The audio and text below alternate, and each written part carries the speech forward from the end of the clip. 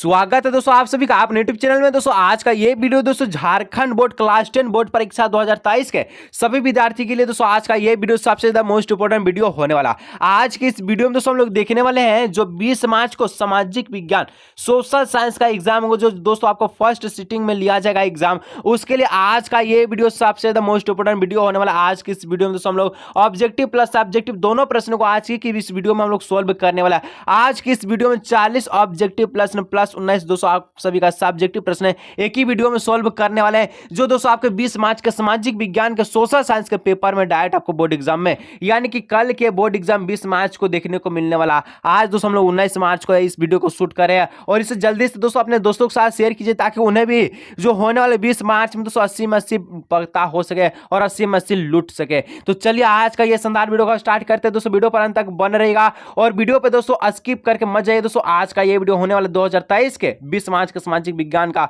सबसे ज्यादा most important video होने वाला। चलिए आज का ये शानदार वीडियो को स्टार्ट करते हैं।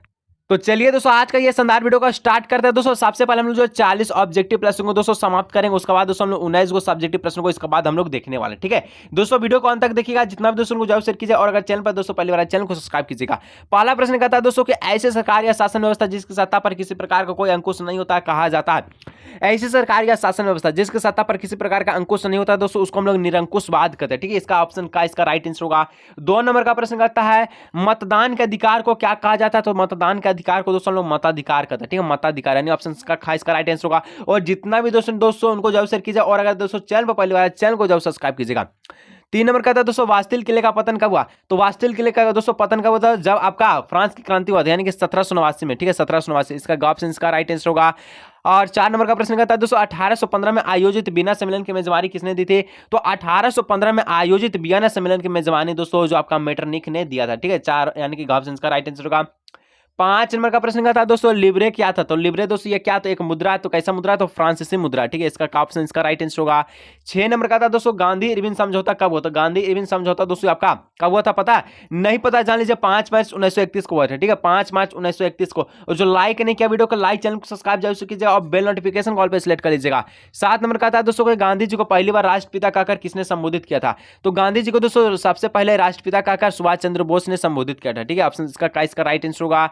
नेक्स्ट दोस्तों 8 नंबर का प्रश्न कहता है गीतांजलि किसकी रचना है, तो गीतांजलि दोस्तों ये आपका रविंद्रनाथ टैगोर का रचना। ठीक है यानी ऑप्शन का इसका राइट आंसर होगा। नेक्स्ट बढ़ते हैं 9 नंबर कहता है कि हिंदुस्तान सोशलिस्ट रिपब्लिक आर्मी की स्थापना किसने की, तो दोस्तों इसका जो है राइट आंसर ऑप्शन यहाँ पर घाइस का हो जाएगा। ठीक है भगत सिंह ने किया था। ठीक है चलिए 10 नंबर का प्रश्न कहता है भारतीय संविधान कब बनकर तैयार हुआ, दोस्तों भारतीय संविधान 26 नवंबर 1949 को बनकर तैयार हुआ और लागू कब हुआ था। ठीक है नीचे कमेंट सेक्शन में कीजिएगा तो भारतीय संविधान लागू कब हुआ था। अगर भारत का निवासी है दोस्तों और ये नहीं पता तो क्या पता, नीचे कीजिएगा कमेंट। ठीक है जल्दी से। ठीक है चलिए अभी 11 नंबर का प्रश्न कहता है दोस्तों आपके घर में एक दूध देने वाली गाय है तो आप इसे किस प्रकार का संसाधन मानते हैं, तो मेरे घर में दोस्तों मान के चलिए एक दूध देने वाली गाय, तो हम इसे दोस्तों जैव संसाधन मानते हैं। ठीक है चलिए 12 नंबर कहता है कि जिस भूमि पर खेती की जाती है उसे क्या कहते हैं, तो जिस भूमि पर दोस्तों खेती किया जाता है उसको हम लोग क्या कहते हैं, तो कृषि योग्य भूमि कहते हैं। ठीक है खेती होता है कृषि योग्य भूमि कहेंगे। ठीक है चलिए अब 13 नंबर कहता है दोस्तों कि बांगर और खादर किस मिट्टी का प्रकार है, तो बांगर और खादर दोस्तों जलोढ़ मिट्टी के प्रकार है। ठीक है दोनों आपका जलोढ़ मिट्टी के प्रकार है। ठीक है चलिए नेक्स्ट दोस्तों 14 नंबर का प्रश्न कहता है संयुक्त वन प्रबंधन की 1988 में औपचारिक शुरुआत किस राज्य से हुआ, तो औपचारिक शुरुआत दोस्तों 1988 में संयुक्त वन प्रबंधन का जो शुरुआत है दोस्तों ये उड़ीसा राज्य से हुआ। ठीक है चलिए नेक्स्ट दोस्तों 15 नंबर का प्रश्न करता है वन विभाग के अनुसार कुल वन क्षेत्रफल का 1/3 हिस्सा किस वन का है, तो 1/3 हिस्सा दोस्तों आप सभी का रक्षित वन का है। ठीक है ऑप्शन इसका राइट आंसर होगा।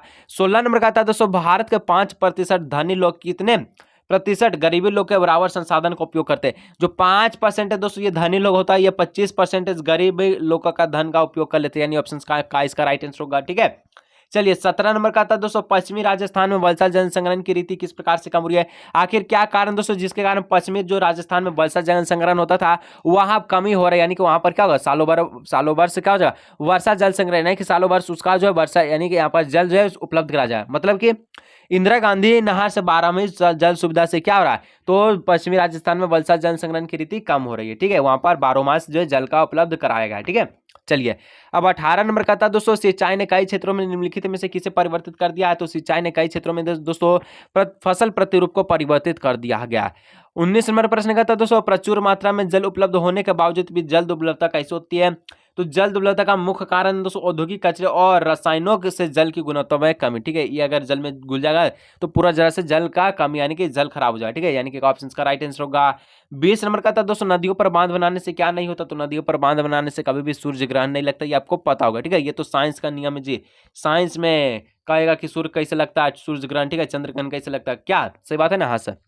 21 नंबर का था यूएनडीपी के अनुसार किसी देश के विकास को आंकने का अधिकार आधार निम्नलिखित में से कौन सा है, तो यूएनडीपी के अनुसार दोस्तों हम लोग जो प्रति व्यक्ति आय, लोगों का साक्षरता दर, ठीक है, लोगों का शिक्षा स्तर और लोगों का स्वास्थ्य स्तर, यानी कि ऑप्शन इसका घ इसका डी इसका राइट आंसर होगा, ठीक है। और जो लाइक नहीं किया दोस्तों वो जल्दी से लाइक करके चैनल को सब्सक्राइब करके बेल आइकन को प्रेस कर लीजिएगा। 22 नंबर का प्रश्न था विश्व बैंक की विश्व विकास रिपोर्ट 2017 के अनुसार क्या, तो वे देश जिनके प्रति व्यक्ति आय $12,056 प्रति वर्ष या उससे अधिक होता है तो वह समृद्ध देश में आता है, सही बात है। वे देश जिनके प्रति व्यक्ति आय $995 है तो वह उससे उससे यह कम है तो दोस्तों वो निम्न आय वाले देश में आता है, ये आपका सही, यानी कि ऑप्शन गाय इसका राइट आंसर होगा, खाए दोस्तों इसका राइट आंसर है, ठीक है। चलिए अब 23 नंबर का प्रश्न आता है दोस्तों, प्रति व्यक्ति आय को क्या कहते हैं, तो प्रति व्यक्ति आय को दोस्तों हम लोग औसत आय कहते हैं, ठीक है। ऑप्शन का इसका राइट आंसर होगा 24 नंबर का प्रश्न कहता है, इनमें से कौन सी भावी पीढ़ी के कल्याण को परिभाषित करता है, तो भावी पीढ़ी के कल्याण को परिभाषित कौन करेगा, तो धारणीय विकास करेगा, ठीक है, धारणीय विकास, ऑप्शन का गाइस का राइट आंसर होगा, ठीक है। 25 नंबर का प्रश्न कहता है दोस्तों, क्या कहता है कि सेवा में इनमें से किस तरह की गतिविधियां शामिल है, तो सेवा कौन कर रहा है, तो परिवहन के दोस्तों माध्यम से आपको सेवा कर रहा है, संचार के माध्यम से और बैंकिंग माध्यम। परिवहन से एक स्थान से दूसरे स्थान, संचार से दोस्तों आपका बातों को पहुंचाता है और बैंकिंग से आपको पैसा लेन देन कराता है, यानी कि इसका गाइस का राइट आंसर होगा, ठीक है। चलिए 26 नंबर का था दोस्तों, जीडीपी का विस्तारित रूप निम्नलिखित में से कौन सा होगा, बहुत इंपॉर्टेंट प्रश्न दोस्तों, वीडियो को अंत तक देखिएगा। जीडीपी का विस्तारित रूप दोस्तों होता है सकल घरेलू उत्पाद, ठीक है, सकल घरेलू उत्पाद। चलिए अब 27 नंबर का प्रश्न कहता है दोस्तों, नरेगा 2005, ठीक है, ग्रांटी रोजगार गारंटी अधिनियम 2005 के अनुसार सरकार द्वारा गारंटीकृत रोजगार के दिनों की संख्या कितना है, तो दोस्तों यहाँ पर एक आपका ये वाला होगा, ठीक है, 120 होगा। तो यहाँ पर जो इसका राइट आंसर दोस्तों इसका जो 100 दिन हो जाएगा, ठीक है, 100 दिन तक का रोजगार उपलब्ध है, और कितने दिनों तक दोस्तों उसका रोजगार मिलता है, तो 100 दिनों तक, और अगर 15 दिनों के अंदर उसको रोजगार नहीं मिलता तो वह बेरोजगारी के भत्ते का शिकार होता है। और नरेगा दोस्तों ये कितने जिलों में लागू हुआ था, नीचे कमेंट कीजिएगा, सभी का आंसर आना चाहिए, ठीक है। नरेगा कितने जिलों में लागू हुआ था, इसका आंसर कमेंट में कीजिएगा, ठीक है। 28 नंबर कहता है दोस्तों, सवेतन छुट्टी का प्रबंधन किस क्षेत्र में होता है, तो सवेतन वेतन के साथ छुट्टी कहाँ मिलता है, तो संगठित में, यानी कि जो सरकारी काम करता है, ठीक है, प्राइवेट में असंगठित हो जाएगा, ठीक है। चलिए अब 29 नंबर का आता है दोस्तों, अल्प बेरोजगारी उस अवस्था में पाई जाती है जब लोग क्या, तो जब लोग अपनी कार्य क्षमता से कम कार्य होते हैं तब इसको अल्प बेरोजगारी हम लोग कहते हैं, ठीक है। चलिए 30 नंबर का प्रश्न आता है, उत्पादन और उपभोक्ता के बीच कौन स्थापित संबंध कौन स्थापित करता है, उपभोक्ता और उत्पादन और उपभोक्ता के बीच दोस्तों तृतीय क्षेत्र का स्थापित करता है, संबंध स्थापित करता है, ठीक है। चलिए 31 नंबर का प्रश्न आता है कि नियंत्रण एवं संतुलन की व्यवस्था का संबंध सत्ता के साझेदारी के निम्नलिखित में से किस रूप से है, तो ये दोस्तों सत्ता का क्षैतिज वितरण से है, ऑप्शन का इसका राइट आंसर होगा। लाइक नहीं किया दोस्तों, अभी तक लाइक नहीं किया तो एक बार वीडियो को लाइक कर लीजिए। 32 नंबर करता है, 7 आकर संघ बनाने का उदाहरण निम्नलिखित में से कौन सा देश का है, तो ये संयुक्त राज्य अमेरिका का है, ठीक है। ऑप्शन का गाइस का राइट आंसर होगा यूनाइटेड स्टेट ऑफ, ठीक है, यानी कि संयुक्त राज्य अमेरिका। अब कहता है दोस्तों 33 नंबर का प्रश्न कहता है, भारत में विकेंद्रीकरण के तहत कई ग्रामीण पंचायतों को मिलाकर किसका गठन होता है, कई ग्रामीण पंचायतों को मिलाकर दोस्तों पंचायती समिति का गठन होता है, इसका घ इसका राइट आंसर होगा। 34 नंबर का प्रश्न कहता है दोस्तों, सत्ता का विकेंद्रीकरण निम्न में से कौन शामिल है, तो सत्ता का विकेंद्रीकरण में दोस्तों कौन शामिल है, तो केंद्र सरकार, राज्य सरकार और स्थानीय सरकार तीनों शामिल है, ठीक है, सत्ता का विकेंद्रीकरण में, ठीक है। 35 नंबर का प्रश्न कहता है दोस्तों, नगर निगम के प्रधान को क्या कहते हैं, तो नगर निगम के प्रधान को दोस्तों हम लोग मेयर कहते हैं, ठीक है, मेयर, ठीक है। ऑप्शन का गाइस का राइट आंसर होगा मेयर, ठीक है। चलिए अब 36 नंबर का प्रश्न कहता है, बोल्विया की सरकार ने कोचबंबा शहर में जलपूर्ति का अधिकार, ठीक है, अधिकार किसे बेच दिया है, तो ये बहुराष्ट्रीय कंपनियों को बेच दिया है, इसका ऑप्शन का राइट आंसर होगा। 37 नंबर कहता है, निम्नलिखित में से कौन असत्य है, कौन असत्य है दोस्तों, तो इसका जो राइट आंसर है क्या हो जाएगा, इसका राइट आंसर हो जाएगा आप सभी का दोस्तों असत्य है, तो व्यवसायी समूह अक्सर पेशेवर लॉबिस्ट नियुक्त करता है, ये आपका कथन जो है क्या है, असत्य है, इसका गाइस का राइट आंसर होगा। अब 38 नंबर का आता है दोस्तों, भारत में केंद्र में गठबंधन सरकार की शुरुआत किस दशक से प्रारंभ हुई, तो ये दोस्तों आपका हुआ था 1919 में, यानी 1990, ठीक है, 1990 में, ठीक है। अब 39 और 40 दोस्तों ये ऑब्जेक्टिव का 2 को लास्ट प्रश्न है, और अभी तक लाइक नहीं किया तो वीडियो को लाइक कर लीजिए, उसके बाद हम लोग दोस्तों 19 को सब्जेक्टिव प्रश्न को जल्दी से सॉल्व करने वाले, ठीक है। भारत में अवशिष्ट बाकी बचे विषय किसके आधार क्षेत्र में आते हैं, तो ये दोस्तों आप सभी का केंद्र सरकार के स्थान में आते हैं, ठीक है। अब 40 नंबर ऑब्जेक्टिव का लास्ट प्रश्न, उसके बाद सब्जेक्टिव को शुरू करते हैं। भारतीय संघवाद का तीसरा स्तर कौन सा है, तो ये दोस्तों स्थानीय सरकार है, ठीक है। ऑप्शन का इसका राइट आंसर होगा। चलिए हम देखते हैं हम लोग 19 यहाँ पर सब्जेक्टिव प्रश्न की ओर हम लोग बढ़ते हैं, ठीक है। चलिए दोस्तों हम लोग जो 19 गो सब्जेक्टिव प्रश्न को आप सोल्व करते हैं। ठीक है, देखिए सबसे पहले कहता है दोस्तों अति लघु उत्तरीय प्रश्न में से किन्हीं 5 प्रश्नों का उत्तर देखिए। वो सर अति लघु उत्तरीय है तो 7 गो पूछो। ठीक है, 5 गो का उत्तर दीजिएगा और 10 नंबर आपका अति लघु उत्तरीय में पक्का। ठीक है, चलिए पहला प्रश्न कहता है दोस्तों रिंडर पेस्ट से आप क्या रिंडर पेस्ट से क्या तात्पर्य है। तो रिंडर पेस्ट का मतलब क्या होता है। तो रिंडर पेस्ट दोस्तों जानवरों की एक बीमारी का नाम है। ठीक है, जिसको हम लोग पशु रोग भी कहते हैं। 2 नंबर का प्रश्न कहता है औद्योगिक क्रांति सर्वप्रथम कब और कहां प्रारंभ हुई। तो औद्योगिक क्रांति दोस्तों सबसे पहले इंग्लैंड में 18वीं शताब्दी के मध्य में प्रारंभ हुआ था। ठीक है, 3 नंबर कहता है घर में उपयोग की जाने वाले ऊर्जा संसाधनों के नाम लिखे। तो घर में क्या क्या उपयोग करते हैं। तो कोयला, एलपीजी, लकड़ी, ठीक है, यहाँ पर लकड़ी और उपले, ये तीनों का उपयोग आप करते हैं। ठीक है, चलिए अब 4 नंबर का था दोस्तों भारतीय राष्ट्रीय कांग्रेस की स्थापना कब हुई थी और इसके संस्थापक कौन थे।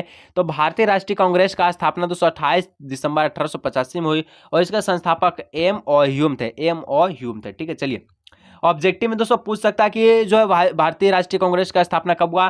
तो लिख दीजिएगा, यानी कि आप सब जो ऑप्शन दिखेगा 1850 उसको राइट कीजिएगा। ठीक है, और इस तरह से 2 ऑप्शन यहाँ पर मिल जाएगा और एक बोल देगा कि भारतीय राष्ट्रीय कांग्रेस का स्थापना किसने की। तो दोस्तों इसका संस्थापक का नाम है एम ओ ह्यूम। ठीक है, चलिए 5 नंबर का था लोकतंत्र की 2 चुनौतियां दोस्तों क्या क्या है। तो लोकतंत्र की 2 चुनौतियां है जनसंख्या में वृद्धि और अशिक्षा के कारण लोकतंत्र को चुनौतियां का सामना का झेलना पड़ता है। ठीक है, चलिए 6 नंबर का था कि मुद्रा को परिभाषित कीजिए। तो मुद्रा क्या है। तो मुद्रा धन को उस रूप को कहते हैं जिससे दोस्तों दैनिक जीवन में क्रय विक्रय की क्रिया होती है। ठीक है, यानी कि किसी भी वस्तु को आप खरीदते या बेचिए उसमें दोस्तों को मुद्रा का होना आवश्यक है। ठीक है, चलिए अब 7 नंबर का था दोस्तों यहाँ पर उदारीकरण से क्या तात्पर्य है। उदारीकरण क्या होता है।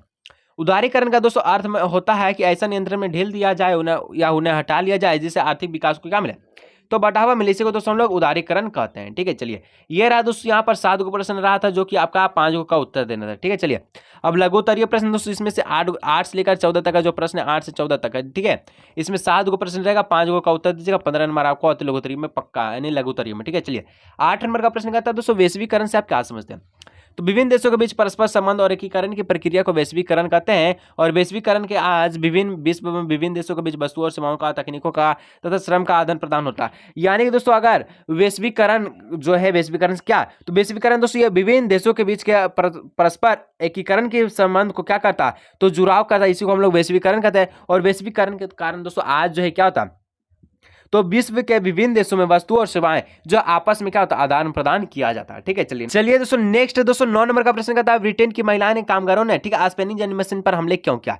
तो स्पेनिंग जर्नी मशीन पर दोस्तों ब्रिटेन की महिलाओं ने हमले क्यों किया था। और सबसे मोस्ट इंपोर्टेंट दोस्तों एक प्रश्न है दोस्तों आप सभी से कि स्पेनिंग जर्नी मशीन का आविष्कार कब हुआ था। सभी का आंसर नीचे कमेंट मारें दोस्तों। अगर जिसका आंसर आता है तो समझिए कि वो 20 मार्च को सामाजिक विज्ञान में 80 में 80 दोस्तों वो जो है फार के आ जाएगा, यानी कि पक्का करके आने वाला।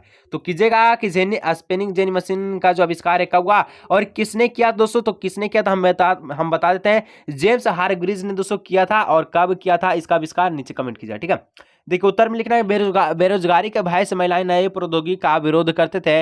आज स्पेनिंग जर्नी मशीन से आने से उन्हें अपना रोजगार छीन जाने का भय सता रहा था, इसलिए ब्रिटेन की महिलाएं ने कामगारों ने स्पेनिंग जर्नी मशीन पर हमले किए। ठीक है, यानी कि जो स्पेनिंग जर्नी मशीन दोस्तों ये क्या, इसके आने से जो ब्रिटेन की जो महिलाएं जो रोजगार करती थी यानी कि काम करती थी उनको डर था कि जो मशीन के आने से उनका जो काम जो है हटा जाए, यानी कि काम से उन्हें हटा ना दिया जाए, जिसके कारण उनको रोजगार से बहुत ज्यादा भय था। इसीलिए दोस्तों वो जो क्या ब्रिटेन की महिला ने स्पेनिंग जर्नी मशीन पर हमला किया था। ठीक है, चलिए अब 10 नंबर का था दोस्तों भारत की एक खाद्य फसल का नाम बताएं और उसे उगने के लिए 2 आवश्यक भौगोलिक दशाओं का वर्णन कीजिए। ठीक है, तो चावल भारत की एक प्रमुख खाद्य फसल है दोस्तों। इसे उगाने के लिए 2 भौगोलिक परिस्थितियां निम्नलिखित है। पहला देखो तो उष्ण और आर्द्र जलवायु होना चाहिए। अगर जब भी चावल की खेती किया जाए तो उष्ण और आर्द्र जलवायु होना चाहिए। समतल भूमि होना चाहिए दोस्तों ताकि जो है जल जो है ज्यादा दिनों तक इकट्ठा रहे। ठीक है, अगर समतल भूमि नहीं रहेगा और जल नहीं इकट्ठा रहेगा दोस्तों तो धान जो है ये सूख जाता है। ठीक है, चलिए 11 नंबर का था तो दोस्तों की राजनीतिक दल का क्या अर्थ होता है। देखिए लोगों का एक ऐसा संगठित समूह जो चुनाव लड़ने और राजनीतिक सत्ता हासिल करने के उद्देश्य से कार्य करता है उसे राजनीतिक दल करते हैं। प्रत्येक राजनीतिक दल का कुछ नीति और सिद्धांत था। जब दोस्तों राजनीतिक दल हम किसको कहेंगे तो एक संगठित समूह था दोस्तों, लोगों का, बहुत सारे लोगों का संगठित समूह था जो चुनाव भी लड़ता है और राजनीतिक सत्ता को दोस्तों हासिल भी करता है। इसी को राजनीतिक दल करता है और इसका जो राजनीतिक दल है ये नीति और अपने सिद्धांत पर कार्य करता है। ठीक है, प्रत्येक राजनीतिक दल का कुछ नीति और सिद्धांत होता है। चलिए नेक्स्ट 12 नंबर कहता है लोकतंत्र किस रूप में एक उत्तरदायित्व शासन है। बहुत इंपॉर्टेंट है दोस्तों। अगर प्रश्न में दोस्तों अगर आपको कुछ भी पॉइंट समझ में आ रहा है और तो एग्जाम में आप कुछ भी लिख सकते हैं, यानी कि इससे रिलेटेड दोस्तों लोकतंत्र से रिलेटेड आप कुछ भी लिख दीजिएगा, आपको नंबर अच्छा खासा मिल जाएगा। ठीक है, पूरा नहीं मिलेगा फिर भी मिल जाएगा। अगर आप यही चीज लिख के जाते हैं तो पूरा नंबर मिल जाएगा। इसलिए कहते हैं दोस्तों समझना जरूरी है। ठीक है, और जो लाइक नहीं किया वो वीडियो को एक लाइक करके चैनल को सब्सक्राइब कर लीजिएगा। ठीक है, देखिए उत्तर में लिखना है लोकतंत्र में जनता खुद अपने सरकार का चुनाव करती है, इस प्रकार वह जनता का प्रत्यक्ष जवाबदेह और उत्तरदायित्व होती है। क्या जो लोकतंत्र में दूसरा कोई चुनाव होता है? नहीं सर, लोकतंत्र में सरकार जो है कौन चुनता है? जनता है जो सरकार को चुनाव करते हैं, जिससे क्या होता है जनता जो सरकार है उसके प्रति जवाबदेह उत्तरदायित्व होता है। लोकतंत्र में जनता सरकार के कार्यों की जानकारी लेती है तथा विरोधी दल को आलोचना करती है, और इस प्रकार लोकतंत्र में एक जिम्मेवार सरकार का क्या होता है? गठन होता है। ठीक है, चलिए 13 नंबर प्रश्न करता है कि अतिरिक्त मुद्रा वाले लोग और जरूरतमंदों के बीच बैंक किस तरह से मध्यवर्ती यानी कि बीच की भूमिका निभाता है, आपको बताना। देखिए अतिरिक्त मुद्रा वाले लोग अपना अतिरिक्त धन को बैंक में जमा करवा देता है, जहां से उन्हें ब्याज मिलता है और धन भी सुरक्षित रहता है। जिसका पास ज्यादा पैसा रहेगा दोस्तों ये क्या करे? तो बैंक में जमा करता है, बैंक में जमा करता है, जिसके कारण उसको जो है इंटरेस्ट मिलता है दोस्तों, यानी कि प्रत्येक 3 महीना पे दोस्तों उसको कुछ ना कुछ ब्याज भी मिलेगा और उसका धन जो है सुरक्षित रहेगा, कोई भी चोरी चमारी से डर नहीं। ठीक है, और बैंक उस जमा राशि को ऋण देने के लिए प्रयोग करती है, जिससे जरूरतमंद दोस्तों गरीब किसान है या कोई भी है जो अपना कारोबार स्थापित करना चाहता है उसको उचित दर पर क्या होता है? ऋण मिल जाता है। और इस प्रकार बैंक है जो अतिरिक्त मुद्रा वाले लोगों और जरूरतमंदों के बीच क्या करता है? मध्यवर्ती की भूमिका निभाता है। ठीक है, चलिए 14 नंबर का प्रश्न करता है विश्व व्यापार संगठन के 2 उद्देश्य को लिखे। विश्व व्यापार संगठन कब हुआ था? नीचे कमेंट कीजिएगा। जो पूछे दोस्तों ऑब्जेक्टिव के लिए इंपोर्टेंट क्वेश्चन है। ठीक है, बहुत इंपोर्टेंट है, नीचे कमेंट कीजिएगा। ठीक है, और विश्व व्यापार संगठन के किन्हीं 2 उद्देश्य को लिखना। चलिए हम लोग लिख देते हैं 2 उद्देश्य, सिंपल सा। तो विश्व व्यापार संगठन के 2 उद्देश्य निम्नलिखित है। तो वस्तुएं और सेवाओं के उत्पादन एवं व्यापार का प्रसार करना, और दूसरा जो है दोस्तों पर्यावरण का संरक्षण एवं उसकी सुरक्षा करना। वस्तुएं सेवाओं का उत्पादन का एवं प्रसार करना और पर्यावरण का संरक्षण एवं उसकी सुरक्षा करना। ठीक है, चलिए नेक्स्ट दोस्तों दीर्घ उत्तरीय प्रश्न है। इसमें दोस्तों आपको टोटल 15 से लेकर 19 तक का प्रश्न पूछेगा, जिसमें से 5 गो में से 3 गो का जवाब दीजिएगा और 15 नंबर आपको यहाँ पर दीर्घ उत्तरीय में पक्का होगा। चलिए 15 नंबर का प्रश्न कहता है G77 से आप क्या समझते हैं? तो चलिए हम लोग देखते हैं कि G77 विश्व के विकासशील देशों का एक ऐसा संगठित समूह होता है, ऐसा समूह था जो अपनी अर्थव्यवस्था को तेजी से गति करने के लिए संगठित हुआ है, और इनका उद्देश्य दोस्तों संसाधनों पर नियंत्रण रखना है, जिससे उन्हें आर्थिक विकास में सहायता मिल सकेगा, कच्चे माल का सही दाम मिल सके तथा अपने तैयार मालों को विकसित देशों के बाजार में बेचने के लिए अच्छी पहुंच मिले। ठीक है, संयुक्त राष्ट्र में यह विकासशील देशों के हितों की बात रखने वाला सबसे बड़ा गुट है। G77 के ब्रिटेन वुड्स की जुड़वा संतानों की प्रतिक्रिया के रूप में भी देखा जा सकता है। कहने का मतलब दोस्तों G77 है क्या? तो G77 दोस्तों ये एक ऐसा विकासशील समूह है दोस्तों जो अपना क्या करता है, तो इसका जो पूरा जो संसाधन पर नियंत्रण करना, इनका जो इसका उद्देश्य है संसाधन पर नियंत्रण करना है, जो भी संसाधन है। ठीक है, और इसमें दोस्तों कच्चे माल का सही दाम मिल सके और तैयार मालों को विकसित बाजारों में देशों में बेचने के लिए क्या अच्छी पहुंच मिल सके। ठीक है, चलिए 16 नंबर कहता है दोस्तों लोकतांत्रिक शासन व्यवस्था के समझ विस्तार की चुनौतियां क्या है? तो लोकतांत्रिक शासन व्यवस्था के समझ दोस्तों विस्तार की चुनौतियां अनेक है। जैसे कि दोस्तों अगर किसी भी प्रकार से लोकतंत्र में शासन व्यवस्था होता है तो उसमें क्या क्या चुनौतियां होता है? तो लोकतंत्र के विकास की चुनौतियां का अर्थ ही होता है सत्ता में साझेदारी का विस्तृत बनाया जाए, और इसी उद्देश्य से विकेंद्रीकरण के सिद्धांत को अपनाया जाता है। और विकेंद्रीकरण जानते हैं कि 3 गो होता है, केंद्र सरकार, राज्य सरकार और स्थानीय सरकार। वही लिखा है इस प्रकार सरकार की सत्ता को कोई भी कई स्तरों में बांट दिया, जैसे कि केंद्र सरकार, राज्य सरकार और स्थानीय प्रशासनिक इकाइयां। सत्ता में साझेदारी को विस्तृत बनाने के लिए वंश, लिंग, जन, धर्म, जाति, संप्रदाय, भाषा, स्थान आदि के आधार पर भेदभाव मिटाने की चुनौतियां हैं। इसके लिए भारत का अनेक प्रयास किए गए, पंचायती राज की स्थापना की गई है। सत्ता में साझेदारी को विस्तृत बनाने के लिए दोस्तों पंचायती राज व्यवस्था में महिलाओं के लिए 33% क्षेत्र का आरक्षित क्षेत्र मौजूद दिया गया है। ठीक है, चलिए इस प्रकार से क्या होता है, तो आप सभी का पूछा था प्रश्न है लोकतंत्र शासन व्यवस्था के समझ संबंध चुनौती होता है। दोस्तों प्रश्न में पूछता है कि जो पंचायती राज में महिलाओं के लिए कितना परसेंटेज का सीट है जो आरक्षित है, तो 33% दीजिएगा, और किसमें? तो पंचायती राज में। ऑब्जेक्टिव दोस्तों जितना सब्जेक्टिव प्रश्न को पढ़िएगा उतना ऑब्जेक्टिव आपका क्लियर होगा। ठीक है, चलिए 17 नंबर कहता है कि एक अर्थव्यवस्था में मुद्रा की भूमिका की विवेचना कीजिए। तो एक अर्थव्यवस्था में दोस्तों मुद्रा की बहुत ही महत्वपूर्ण भूमिका होती है। मुद्रा की सहायता से हम किसी वस्तु को खरीद या बेच सकते हैं। व्यापार में मुद्रा का अहम भूमिका होता है। अगर दोस्तों मुद्रा नहीं होता तो आप क्या दैनिक जीवन में क्रय विक्रय की क्रिया कर सकते हैं? नहीं सर। ठीक है। और यहाँ जो है दोस्तों क्या होता है, तो यह मुद्रा की सहायता से एक स्थान से वस्तु को खरीद कर दूसरे स्थान पर जो क्या करता है, उसे बेच दिया जाता है। बजट निर्माण में मुद्रा की अहम भूमिका होती है। कोई बजट कितना बड़ा है, मुद्रा के आधार पर उसे मापा जा सकता है। राष्ट्रीय आय की गणना में मुद्रा का भूमिका होती है। देश की आय, राष्ट्रीय आय व गणना मुद्रा में की जाती है, जो देश के निवासियों का जीवन स्तर को दर्शाती है। ठीक है। मुद्रा के बिना राष्ट्रीय आय की गणना करना बहुत ही कठिन है। इस प्रकार किसी भी देश का अर्थव्यवस्था में मुद्रा की बहुत महत्वपूर्ण भूमिका होती है। यानी कि कोई भी अगर कार्य करा तो मुद्रा का होना जरूरी है। व्यापारी कार्य कर रहा है या कुछ भी वस्तुओं को खरीद रहे हैं तो मुद्रा का होना जरूरी है। बस मुद्रा की सहायता से कोई भी चीज आप यहाँ पर लिख सकते हैं। ठीक है। अब 18 नंबर है दोस्तों, कहता है भारत में सौर ऊर्जा का भविष्य उज्जवल है। कैसे? तो भारत में सौर ऊर्जा का भविष्य दोस्तों उज्जवल है, जिसके निम्नलिखित कारण दिए गए हैं। पहला कारण दोस्तों कि भारत एक उष्णकटिबंधीय देश है, जिसके कारण यहाँ अधिक गर्मी पड़ती है। ठीक है। और यहाँ पर ग्रामीण और दूरदराज इलाकों में सौर ऊर्जा तेजी से प्रचलित हो रही है। सौर ऊर्जा संयंत्र को भारत के विकसित भागों में स्थापित किया जा रहा है, जिससे प्रदूषण को कम करने में सहायता मिलती है और यह पर्यावरण के संरक्षण में बहुत ही महत्वपूर्ण भूमिका निभाती है। तो इस तरह से दोस्तों हम लोग जो 19 अब बोलेगा सर 19वां प्रश्न जो मैप के संबंधित है दोस्तों, मैप वाला प्रश्न दोस्तों आपको इंडिया स्क्रीन पर शो होगा, वहां से क्लिक कर लीजिएगा। और दोस्तों आज की इस वीडियो में हम लोग 40 प्रश्न ऑब्जेक्टिव और 19 आपका सब्जेक्टिव को लेकर समाप्त करते हैं। वीडियो अच्छा लगता है वीडियो को लाइक, चैनल को सब्सक्राइब कीजिए दोस्तों। मिलेंगे हम लोग इस तरह नई वीडियो में।